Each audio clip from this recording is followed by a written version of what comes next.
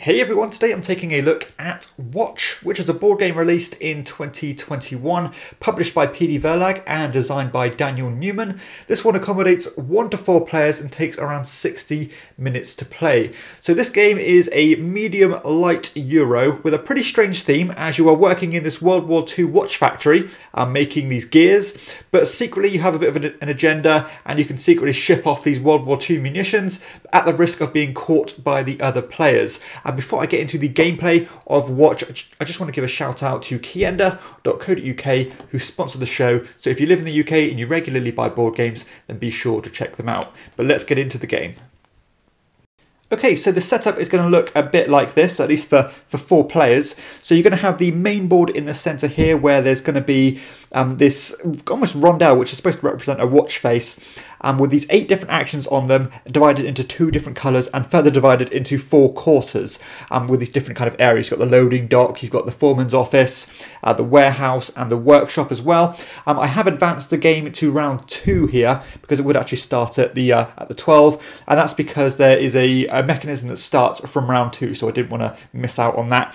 And you're going to have this card in the center, which is going to change round after round, which kind of changes the state of the other actions and can boost them and make them more powerful or weaker depending on the round it's on. You've got the score track here, which is just that, just to track your score at the end of the game, and we'll tally all the different ways you can score points. And you have this almost area majority tracks as well, divided into thirds. So you've got the gear ones, you've got the coin ones, and you've got these munitions ones. And as you can see, they're further divided into 2 tracks. So although you have 3 categories, those 3 categories are divided further into a stronger version and a weaker version. And you can actually dominate both of them if you choose to invest that much.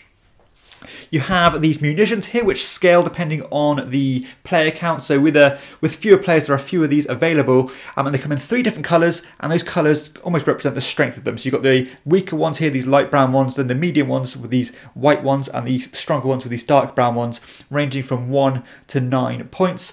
These are all the different cards that come out in the centre. So these act like a timer really, because the game does play over 12 rounds, each represented by a card.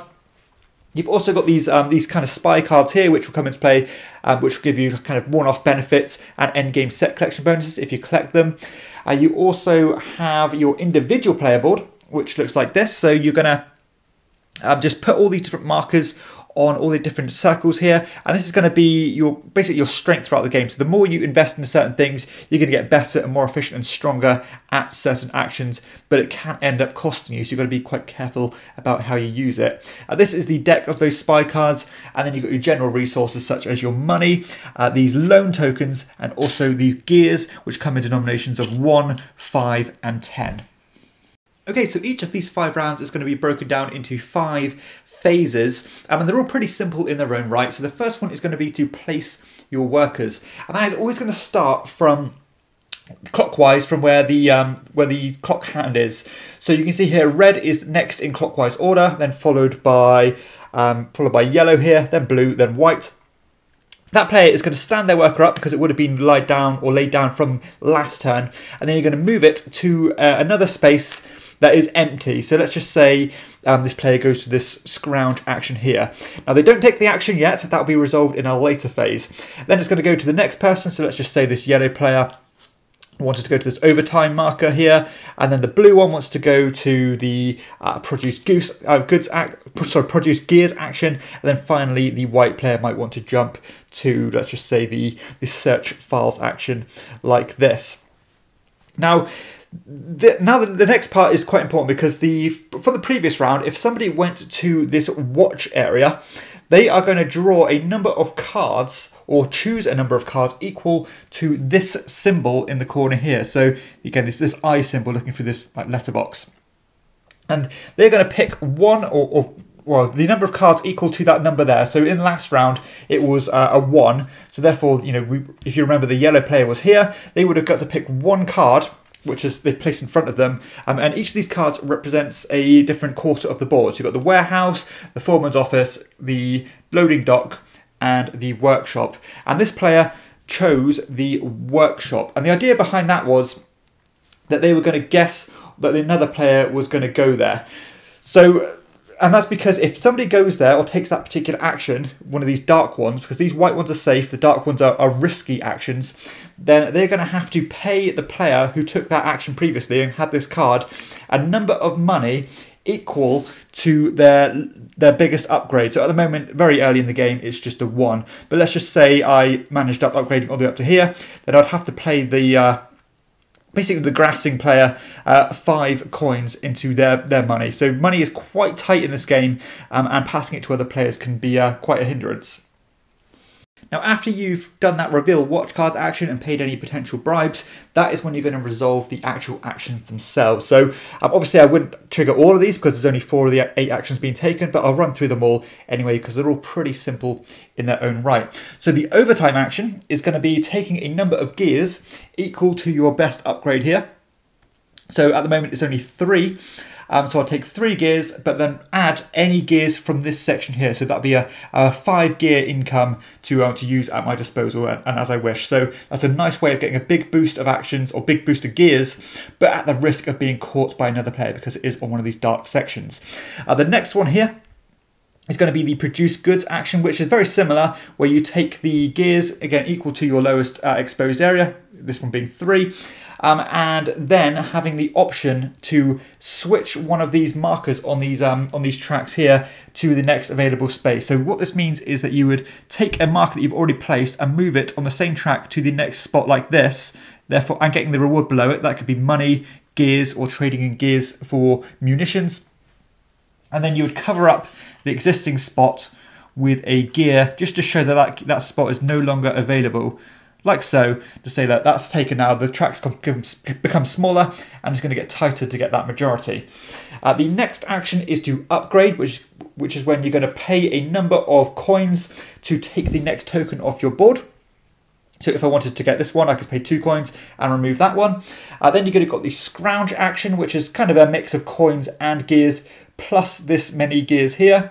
And that is equal to this row on your player board. So the more you get, that you can get up to 3 of each and potentially even get victory points as you upgrade. The search files action is when you're going to draw cards from this deck here and keep as many as equal in your track here. So this says that I start by drawing 3 and keeping 1, but I can potentially upgrade into drawing 5 and keeping 3. So, or is it draw 6 and keep 3. So again, that can get quite powerful. You can really get the cards that you want in your hand for that endgame scoring. And that is a risky action. We got the watch action, which I explained earlier, where you get to draw a number of cards equal to this, put them back for the next round and hopefully catch people going to that spot. And also you can pay debts back because money is quite tight in this game. And if you ever go below 0 coins, then you're going to be forced to take one of these debt markers and get a loan, I believe, of 5 coins. And normally when you get those markers, they're going to be minus 10 points at the end of the game, but you can pay them back at a fee of 8 coins. You've got a kind of a 3 coin loss there. But if you if you go to this spot, you can pay back a debt at the price you borrowed it. So you're not actually losing money. And additionally, you get to take this black token. And this black token is useful because if you get caught by another player, then you, or if you get caught on one of these dark areas, then the actual bank pays your fee rather than paying it from your own cash supplies. So that's really useful. And I suppose these are the 2 main actions. You've got the smuggle action, which is where you're going to trade in gears for munitions. So when you do that, you're going to have a look at your best upgraded area here. So my one here at the moment is trading 1 gear for 2 light brown munitions. And when I do that, again, I'm going to dispose of that gear, and then I'm going to take the highest valued munitions available of that colour. So this was 2 light brown ones, so therefore I'll take the 2 3s available here, like so. Additionally, the final spot is to sell gears, which is where you can trade in gears for money at a 1-to-1 ratio, and then you can upgrade a munition to the next available type. So let's just say I could trade in this 3 for this 6 here, put that light brown one back and draw one of these white ones, and that can apply to the white ones to the dark brown ones as well. So it's a nice way to upgrade your points into the next kind of category of scoring.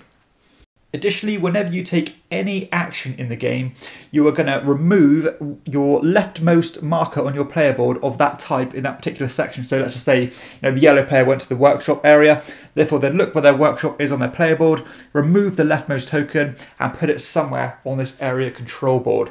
And this is a big part of the scoring, and this is quite a swingy scoring and a weird obtuse scoring.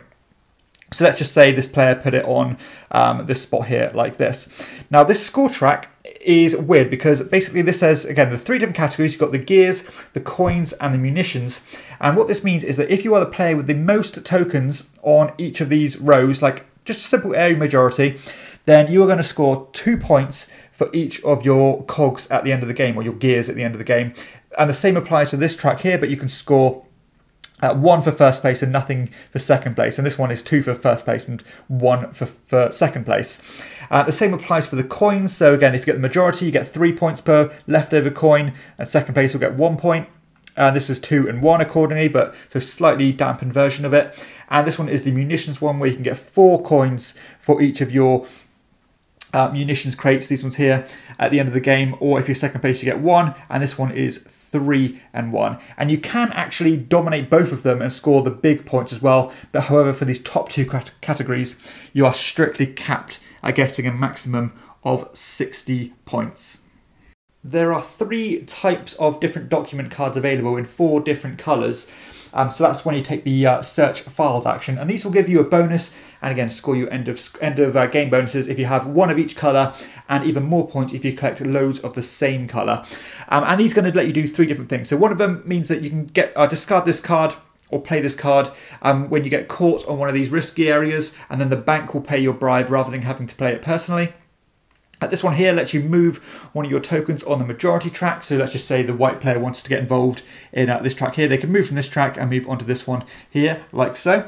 And you've got the other one as well, which is this bill of goods cards, which means that when you're smuggling or take that smuggle action, you can pay additional gears to get the according munitions crate.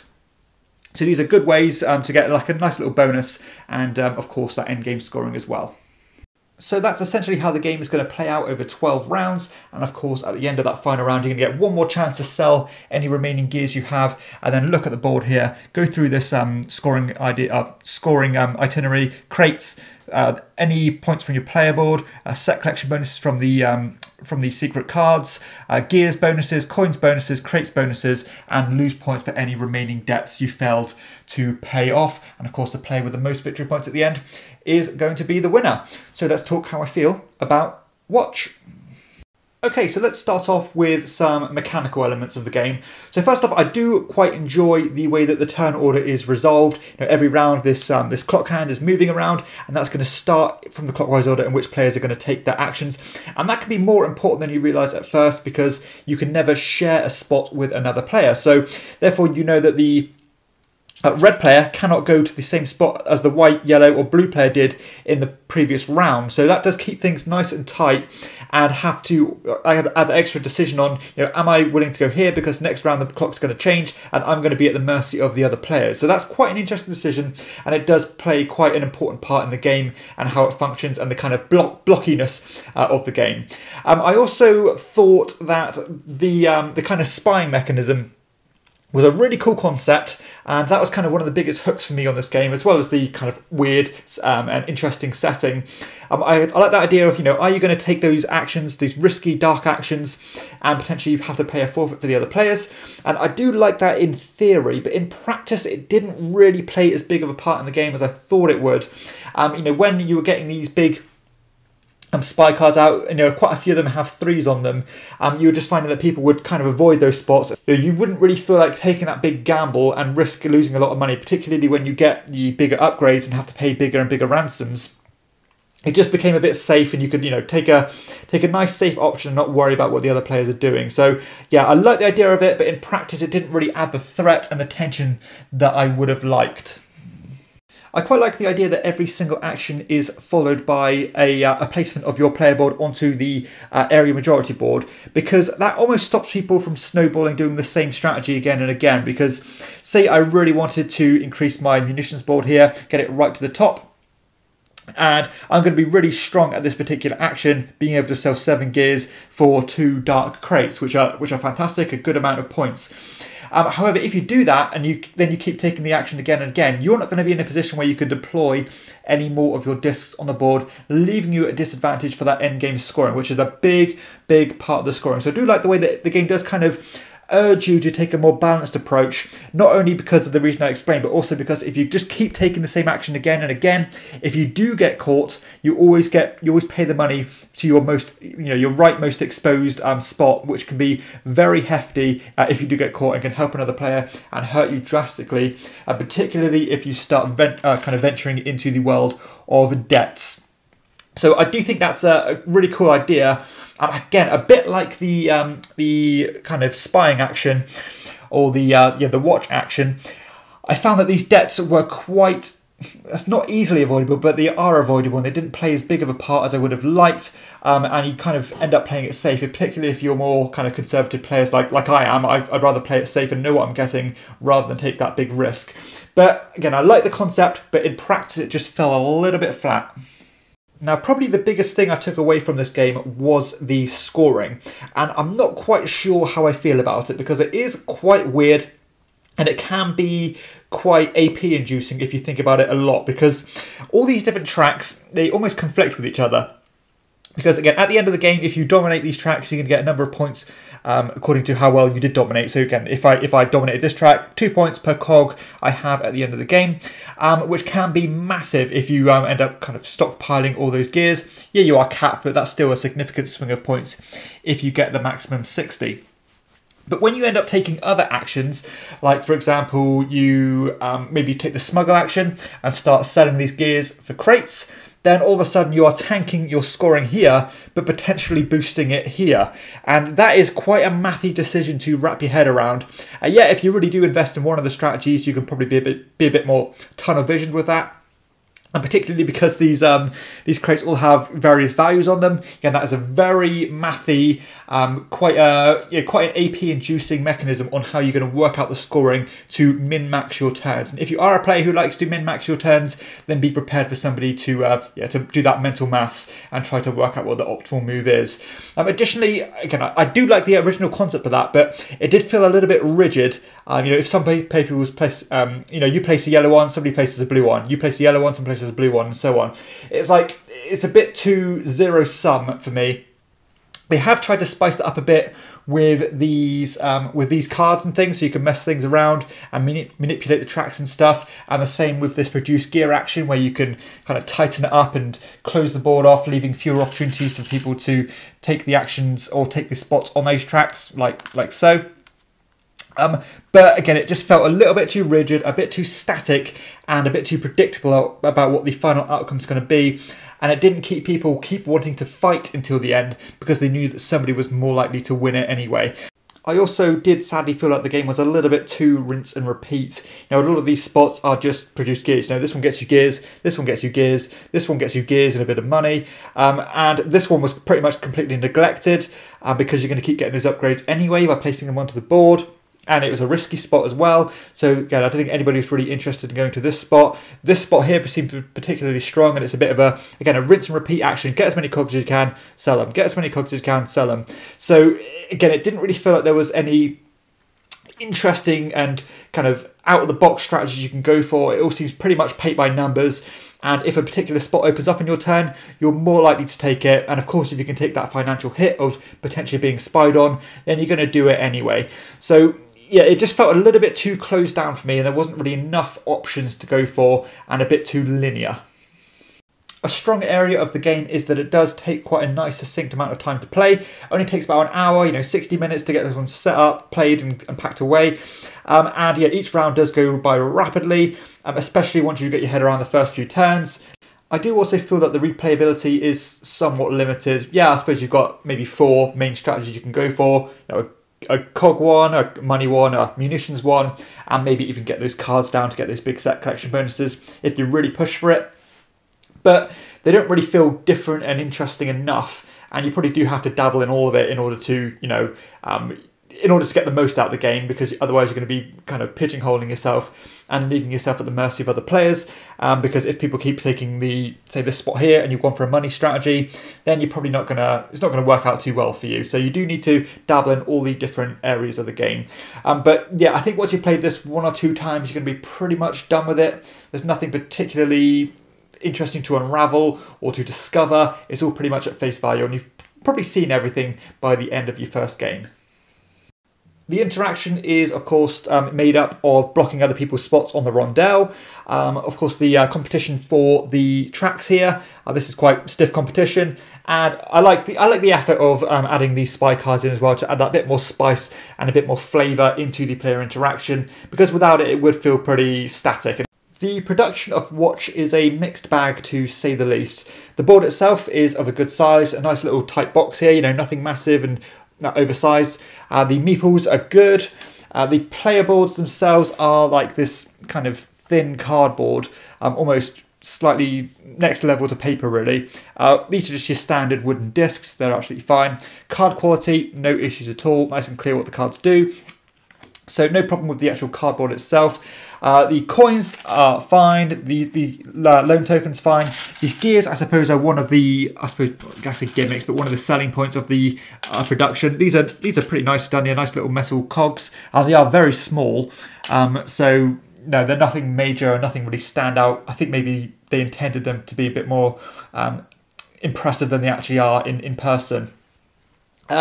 The big letdown of the game is these tracks here. So again, the scoreboard and the area majority board, they are literally paper. So I kind of see this kind of stuff being a bit unforgivable now, especially when board game prices are going up and up and up. This isn't the cheapest of games. It's not terribly expensive, but you'd expect at least the same quality as the main board itself. The game does scale from 1 to 4 players, but I will say I would pretty much only recommend playing this at 3 or 4 players. It adds a bit more interest to the board and makes these Watch against the Watch action a bit more interesting. The 2-player game does involve a bot where you're going to be rolling a dice and it's going to be moving around and blocking spaces. Okay, so final thoughts on Watch. So I was actually quietly optimistic about this game. I thought it was a really interesting, fresh theme by a great publisher. Again, just a fresh idea, fresh concept, and it looked interesting. This might not be everybody's taste in terms of visuals, but for me, this really kind of gets my juices flowing. Unfortunately, the rondel thing didn't quite shine through as I would have liked, because you are pretty much free to do what you like, apart from people blocking it off. It's not like you're restricted to go to a certain more spots. So I think it would have been nice if there was, say, another few layers of strategy here, maybe divide the board up into a few more sections, just to add more variety to the game, because it does feel like you are, again, rinsing and repeating what you're doing. This scoring is a double-edged sword. It is one of the things that makes the game unique. It can be quite interesting and a bit of a conundrum, but it does feel a bit too rigid, a bit too static, and a bit too apparent of what's going to play out here. But yeah, the gameplay itself is just a bit lackluster. I think there's better medium lightweight Euros out there that add a lot more depth, a lot more synergies and stuff, and just as easy to play as well. So a very easy game to play, very straightforward with some pretty brain-melting decisions in terms of the scoring. But other than that, the game is pretty standard and a bit pedestrian, unfortunately. So for that reason, I can't recommend giving Watch a play or a buy. Thank you so much for checking out this video. If you found it useful or at least somewhat entertaining, then please hit like and consider subscribing if you haven't done so already. Additionally, if you wish to support the show, because I am a one-man operation and I don't get any support from publishers, then please consider backing on Patreon at patreon.com/chairman of the board, where you can back for as little as £2 per month. Thank you so much, and I'll see you next time.